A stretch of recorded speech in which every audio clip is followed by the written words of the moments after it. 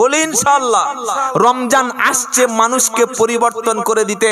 কোরআন শোনাচ্ছে, ইয়া আইয়ুহাল্লাযীনা আমানু কুতিবা আলাইকুমুস সিয়াম কামা কুতিবা আলাল্লাযীনা মিন ক্বাবলিকুম লাআল্লাকুম তাত্তাকুন। দ্বিতীয় পারা সূরা বাকারার 183 নম্বর আয়াতে, ও ঈমানদারেরা, আমি আল্লাহ তোমাদের উপরে রমজানের রোজাকে ফরজ করে দিয়েছি, যেমন তোমাদের পূর্ববর্তীর উপরে রোজা ফরজ ছিল, পূর্ববর্তীদের উপরে রোজা ছিল, তোমার উপরে রোজাকে ফরজ করা হলো। উদ্দেশ্য লাআল্লাকুম তাত্তাকুন, যাতে তোমরা পরেজগার ও মুত্তাকি তাকওয়া অর্জন করতে পারো, এজন্য রমজানের নিয়ম এলো। চলে আসছে না? আমরা সকলে জানি আমাদের জীবন খুব ছোট্ট সীমিত, তাই এই যে রমজান সামনে আসছে, 30টি রোজা, 30টি তারাবি, সাহারি, ইফতার, এটা আমরা যথাযথভাবে আদায় করব। আবারও হাত দুটো করজোরে বলে যাচ্ছি ভাই, যারা এখনো কোরআন পড়তে পাচ্ছেন না, আল্লাহর কসম করে বলছি, ভাইকে বসে রেখে শেষ কথা বলে দিই, হাসরের ময়দানে নবী সাল্লাল্লাহু আলাইহি ওয়াসাল্লাম বলেছেন, রমজানের রোজা আর কোরআন তোমার পক্ষে সুপারিশ করবে। বলুন সুবহানাল্লাহ। রোজা বলবে, আল্লাহ এই ব্যক্তি আমাকে সারাদিন না খেয়ে রোজা রেখেছিল, আমি এর জন্য সুপারিশ করছি জান্নাতে যাক। আর কোরআন বলবে, আল্লাহ রাতের বেলা তারাবিতে, কিয়ামুল লাইলিতে, তাহাজ্জুদে কোরআন তেলাওয়াত করেছিল। রমজানের রোজা আর কোরআন যার পক্ষে সুপারিশ করবে, ওই ব্যক্তি অবশ্যই আল্লাহ জান্নাতে চলে যাবে। একবার জোরে বলুন সুবহানাল্লাহ। তাই আমরা কি চাই? কিয়ামতের দিন কোরআন আর রোজা আমাদের সুপারিশ করুক। চাই ইনশাআল্লাহ? বলুন ইনশাআল্লাহ। যদি চাই, রমজান শুরুর আগে এখন থেকে প্রিপারেশন নিয়ে নি ভাই, ছাড়বো না রোজা, ছাড়বো না কোরআন। আর আমরা প্রত্যেকে বিভেদ করবেন না নিজেদের মধ্যে। বর্তমান ভারতবর্ষে সংখ্যালঘু মাইনরিটি মুসলমানদের যে কঠিন পরিস্থিতি, আর যেভাবে এক একটা করে দল গজিয়ে উঠছে, আপনি ভাবতে পারবেন না। খুব হিসাব করে, খুব সাবধানে চলাফেরা করবেন। মনে থাকবে ইনশাআল্লাহ, সামনে কঠিন দিন আসছে। যা শুনছেন আপনারা, কারা মসজিদ কমিটি থাকবে, কোরআন শোনাচ্ছে, ইন্নামা ইয়ামুরু মাসাজিদাল্লাহি মান আমানা বিল্লাহি ওয়াল ইয়াউমিল আখির ওয়া আকামাস সালাতা ওয়া আতাজ যাকাত ওয়া লাম ইয়াখশা ইল্লাল্লাহ। 4টে গুণ থাকতে হবে মসজিদ কমিটির। কটা গুণ? জোরে বলে।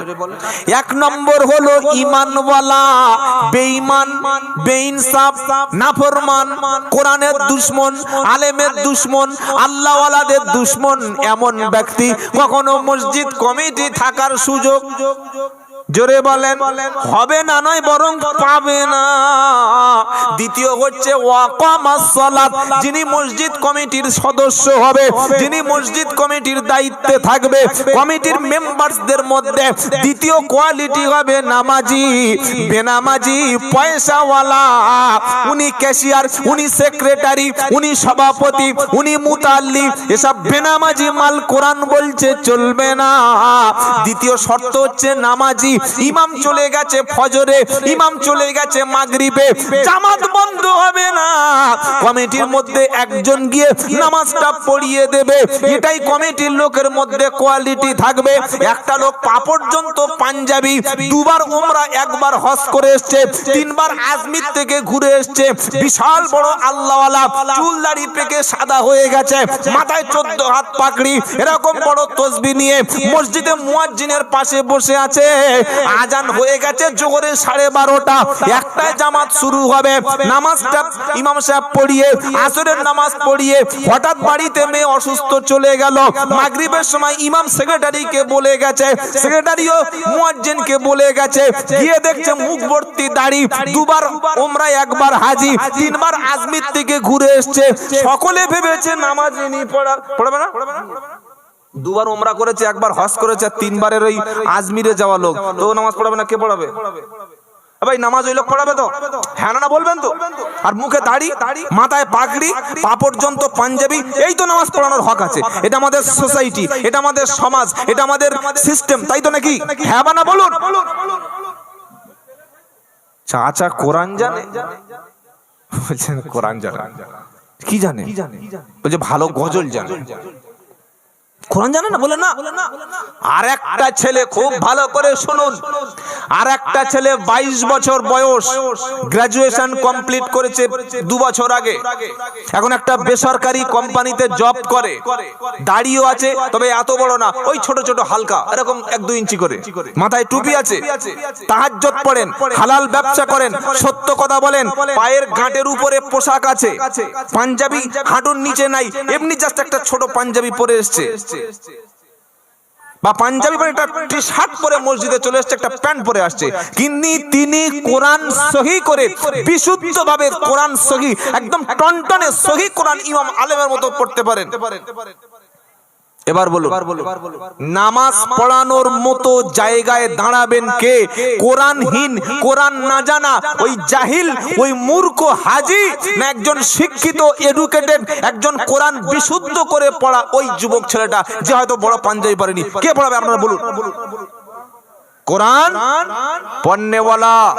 নামাজের ইমামতির প্রথম শর্ত হচ্ছে যিনি বিশুদ্ধ কোরআন পড়তে পারেন সেই হবেন ইমাম। সূরা ফাতিহা পড়ছে আলহামদুলিল্লাহি রাব্বিল, কোন বেল? বড় বেল না ছোট বেল? কবরে বেল ফাটিয়ে দেবে। 40 বছর মসজিদে নামাজ পড়ছে, বেল চালাচ্ছে। এখনো পর্যন্ত ইমাম সাহেবের কাছে বসে কোরআন শেখে না, এখনো কোনো আলেম এসে কোরআন শেখালে শেখে না, এখনো কোরআন বিবি পড়তে পারে, ছেলের বউ কোরআন পড়তে পারে। বিবি বলছে হ্যাঁ গো, তুমি তো মসজিদে 20 বছর দেখছি নামাজ পড়ছো, চুল দাড়ি পেয়ে গেছে, তো কোরআনটা ঠিক করে নাও। এই চুপ কর, আমার বাড়িতে নামাজ শিক্ষা আছে, বাংলা নামাজ শিক্ষায় যে কোরআন লেখা আছে ওই নামাজ পড়লে আল্লাহর কসম আমি আব্দুল্লাহ জুবাইর বলছি নামাজ হবে না। কোন নামাজ শিক্ষা?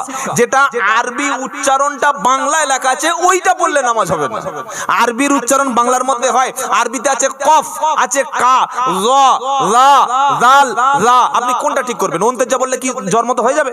সিন আছে, শিন আছে, সাত আছে, সা আছে, চারটে আছে, বাংলা দন্তেশ আছে আর তালবেশ আছে, আপনি কোন সিন বলবেন না শিন বলবেন, কোনটা বলবেন? এই যে বিসমিল্লাহ, বিসমিল্লাহ, এখানে সিন আছে, আউযু বিল্লাহি মিনাশ শাইতান, এই শয়তানের জায়গায় সিন আছে, ইহদিনাস সিরাতাল মুস্তাকিম, সিরাতালের জায়গায় সাত আছে।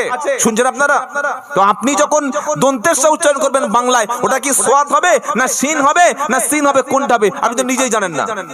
এজন্য না জানাটা লজ্জার নয়, আগামী দিনে সহি করে কোরআন শিখবো, ইমামের কাছে বসবো, রমজানের আগে কোরআন শিক্ষা করব, এই নিয়ত করুন তো বলুন ইনশাআল্লাহ বলুন। বিশেষ করে যুবকদের আমি পায়ে ধরে বলবো, আগামী দিনে আপনাদের মসজিদের দায়িত্ব নিতে হবে, আগামী দিনে সমাজের নেতৃত্ব যুবকদের দিতে হবে, আপনারা মসজিদ থেকে দূরে থাকবেন না। আল্লাহ এবং তার রাসূল করিম সাল্লাল্লাহু আলাইহি ওয়াসাল্লাম সবচাইতে বেশি ভালোবাসতেন ইয়ং সোসাইটির যুবকদের, বলুন সুবহানাল্লাহ। আপনাদের যোগ্য ইমাম মসজিদে আছেন, আলহামদুলিল্লাহ, ইমাম সবচাইতে সম্মান ইমামকে করবেন। বাপ মা পীর মুর্শিদের পরে যদি পৃথিবীতে কেউ সম্মান পায় সেটা পাবে মসজিদের ইমাম। আমরা মনে করি মুরগি জবাই করবে, খানা করে দোয়া করবে, বাপের জানাজা পড়ে দেবে, আর বাড়িতে ভূত ধরেছে ছু করে দিয়ে সব চলে যাবে, এটাই কি ইমামের দায়িত্ব? না, ইমামের দায়িত্ব হচ্ছে মহল্লার মানুষদেরকে জাহান্নামের আগুন থেকে বাঁচানো। মহল্লার প্রত্যেকটি বাচ্চা কোরআন না শিখলে মসজিদ কমিটি আর ইমামকে আল্লাহর কসম আল্লাহর কাছে জবাব দিতে হবে। মহল্লার মধ্যে যদি সুদের আড্ডা চলে, এখন মেয়েরাও সুদের সঙ্গে যুক্ত হয়ে গেছে, বন্ধন মহিলা সমিতি, মায়েদেরকে সুদখোর বানিয়ে দিচ্ছে এনজিওরা। এটা ইমাম এবং মসজিদ কমিটি জেনে, মসজিদ কমিটি আর ইমাম আর গ্রামের নামাজিরা জেনে যদি কোনো রেসপন্স না করে, জেনে যদি এটা বাধা না দেয়, আল্লাহর সামনে কিয়ামতের দিন দায়ী হয়ে যেতে হবে। ইসলাম কি জানেন? নিজে নামাজ পড়বো, নিজে জান্নাতে যাব, এটা না, আপনাকে নিজে বাঁচতে হবে আর পরিবার আর প্রতিবেশীকে, যেমন পরিবার আর প্রতিবেশীকে বাঁচাতে হবে। তার নাম হলো ইসলাম। নবী বললেন তোমরা যখন সৎ কাজের আদেশ অসৎ কাজের নিষেধ যখন ছেড়ে দেবে আল্লাহর আযাবের মধ্যে তখন তোমরা পড়ে যাবে। তোমাদের বড় বড় মুরব্বীরা, পীরেরা, হুজুরেরা, বক্তা, আলেমরা লম্বা লম্বা গজবের হাত থেকে বাঁচার জন্য দোয়া করবে, ওই দোয়া আল্লাহর আসমানে তখন উঠবে না। সকলে বলছে আল্লাহ বাঁচা, আল্লাহ বলছে তুই কত চেল্লাবি চেল্লা, তুই কত চেল্লাবি চেল্লা। সৎ কাজের আদেশ অসৎ কাজের নিষেধ কেন ছেড়ে দিয়েছিস? কেন অন্যায় দেখে প্রতিবাদ করিস না? কিসের ভয়ে?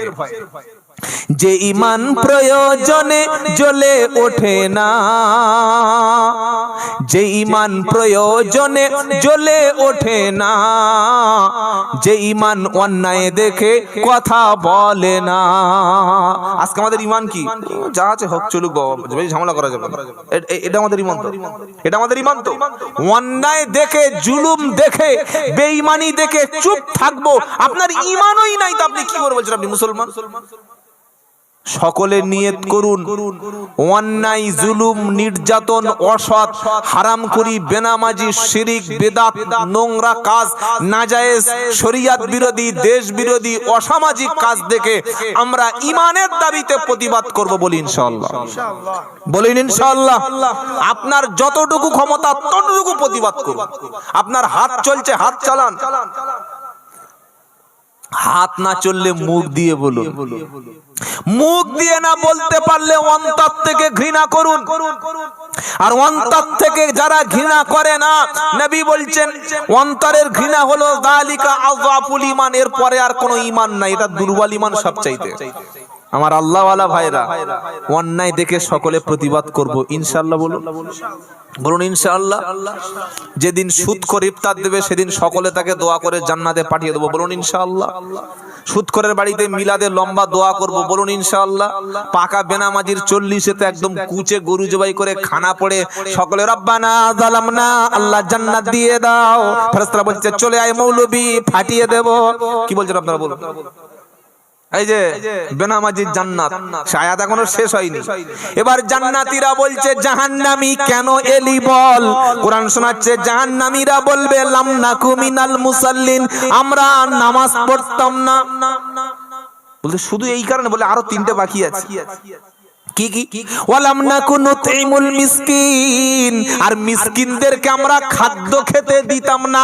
3 নম্বর ওয়াকুন্না নাকুদু মাআল খাইদিন, কোরআনুল হাদিসের অনুসরণকারী যারা, আল্লাহর আলেম যারা, আল্লাহর বান্দা যারা, তাদের যখন সমালোচনা হতো আমরাও সমালোচনায় লিপ্ত থাকতাম।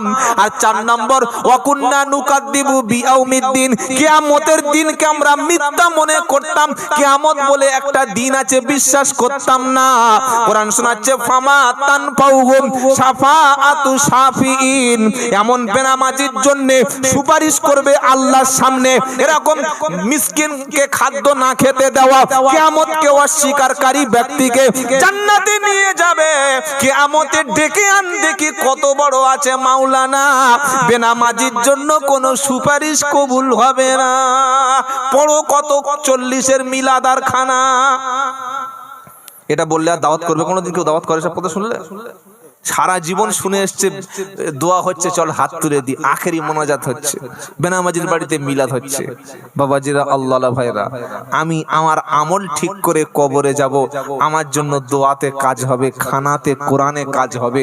আর আমার যখন আমল থাকবে না, ঈমান ঠিক থাকবে না, সারা পৃথিবীর সব মৌলবী দোয়া করলে আমাকে পার হওয়ার কোনো সুযোগ থাকবে বলে মনে হচ্ছে? তাই সামনে রমজান এসে গেছে, সকলে রোজা ধরবো, নামাজ পড়বো, বলি ইনশাআল্লাহ। মসজিদ কমিটির দ্বিতীয় কোয়ালিটি কি বললাম? নামাজ থাকবে, বেনামাজি লোক চান্স পাবে না। এটা অত্যন্ত সম্মানের পদ, মসজিদের পদ। 3 নম্বর হচ্ছে ওয়াতা যাকাত, তিনি জাকাত দেনেওয়ালা হবেন যদি পয়সাওয়ালা হয়। হুগলি জেলার আরামবাগের খানাকুল বলে একটা জায়গা আছে, মসজিদের 7 বিঘে জায়গা 10 বছর করে খাচ্ছে মসজিদের মুতাল্লি। ভাবতে পারছেন? প্রচুর জায়গা এরকম আছে, মসজিদের জায়গা নিজের নামে দলিল করে নিয়েছে। আপনি মুসলমানদের ইনসাফটা আপনি ভাবুন তো, একটা মসজিদের জায়গা লোক খাচ্ছে কি করে? কোন ইনসাফে, কোন বিবেকের উপরে নির্ভর করে? নাম্বার 4, মসজিদ কমিটির যিনি দায়িত্বশীল ব্যক্তি হবেন, ওয়ালাম ইয়াখশা ইল্লাল্লাহ, আল্লাহ ছাড়া পৃথিবীতে কোনো ব্যক্তিকে ভয় পাবে না। আল্লাহ ছাড়া পৃথিবীতে কোনো ভয় থাকবে না। এমন ব্যক্তি যখন মসজিদের দায়িত্বশীল হবে, আর ওই মসজিদের ইমামটাও যখন ইমাম হাক্কানি আলেম হবে, তার দ্বারাই সমাজের কাজ অবশ্যই পরিবর্তন হবে। আল্লাহর কসম করে বলছি, এই যে জলসাটা কি জানেন, জলসাটা কিন্তু এটা শুধুমাত্র মানুষকে পরিবর্তন করে একদিনে সবকিছু করে দেবে, জলসার উদ্দেশ্য এটা না। জলসা হচ্ছে মানুষকে একটু রিমাইন্ড করে দেওয়া, মানুষের ব্রেনটা কোরআন সুন্নাহর দিকে ডাইভার্ট করে দেওয়া, মানুষ জাহান্নামে যাচ্ছে মনের মধ্যে একটু স্মরণ করিয়ে দেওয়া। এর নাম হলো এর নাম হলো জলসা। আর প্রকৃত দিনের কাজ হবে মসজিদ থেকে। আল্লাহর নবী সমাজ পরিবর্তন করেছিলেন মসজিদ ভিত্তিক। আল্লাহর নবী সমাজ পরিবর্তন করেছিলেন কোরআন দ্বারা, মসজিদ ভিত্তিক। মসজিদে প্রত্যেক দিন আলোচনা হতো যে আজকের মদিনা রাষ্ট্রের মধ্যে এই অমুসলিমদের সঙ্গে বা মুসলমানদের মধ্যে যাদের ঈমান কমজোরি, যাদের দ্বীন নেই, যারা কোরআন জানে না, আল্লাহর নবী সাল্লাল্লাহু আলাইহি সাল্লামের মসজিদে নববীতে 24 ঘন্টা কোরআন শিক্ষার ব্যবস্থা থাকতো, যার নাম হচ্ছে আসহাবে সুফফা। যদি না জেনে থাকেন ইতিহাস পড়ে দেখুন, যদি ইতিহাস না পড়তে পারেন আলেমদের জিজ্ঞাসা করুন যে মদিনার মসজিদে 24 ঘন্টা কোরআন শিক্ষার ব্যবস্থা তো মসজিদের সামনে একটা পার্সোনাল আলাদা জায়গায়। আজ মুসলমানের মসজিদগুলিতে আরে বয়স্ক লোক ছেড়ে দিন, আমার বাড়ির ছোট বাচ্চাটা পর্যন্ত কোরআন শিখছে না মসজিদে। যে মহল্লার মসজিদে কোরআন শিক্ষার ব্যবস্থা নাই, ওই মহল্লার মধ্যে জলসা দিয়ে মিলাদ দিয়ে যত বড় বক্তা হন না কেন, একদিনে কোনোভাবেই আপনি সমাজ পরিবর্তন করতে বলছে। হুজুর একটু মেয়েদের রস করো, মাঝে মাঝে বলো হুজুর মেয়েদের পর্দার কথা বলো। যে মেয়ে ছেলের মাথায়, যে বাড়ির নতুন বউদের মাথায় 364 দিন সিরিয়ালের ভাবনা, তাদের কাছে একদিন জলসা শুনলে কি লাভ হবে? আরে ওর মাথা তো 364 দিন গোবর ঢুকিয়ে দিয়েছে, তো ওখানে কি ভালো ওই রুয়াবজা শরবত দিলেও খাবে? এই যে চায়ের কাপটা বা গ্লাসটা, এতে যদি 364 দিন গোমূত্র খাই, এতে যদি মদ খাই, বিয়ার খাই, বাংলা খাই, রাম খাই, ওতে একদিন যদি চিনি গুলের শরবত দেয়, গন্ধ কিসের থাকবে? শরবতের না রামের না বিয়ারের? তো যার মাথায় 364 দিন, একটা মুসলমান বাড়ির মেয়ে, মুসলমান বাড়ির বউ, 364 দিন যার মাথার মধ্যে সিরিয়ালের চিন্তা ঢুকিয়ে দেওয়া হয়েছে, টেলিভিশনের চিন্তা ঢুকিয়ে দিয়েছে, ও একদিন কোরআন শুনবে? এজন্য আগে মাইন্ডটা ওকে কোরআনের দিকে সেট আপ করতে হবে, ওর মাইন্ডটা কোরআন সুন্নাহর দিকে ডাইভার্ট করতে হবে। এই কাজটা অত্যন্ত সূক্ষ্মভাবে করবে কারা? আমরা নিজে দিন শিখবো আর আমার পরিবারটাকে দিনের দিকে আনবো। সকলে বলি ইনশাআল্লাহ।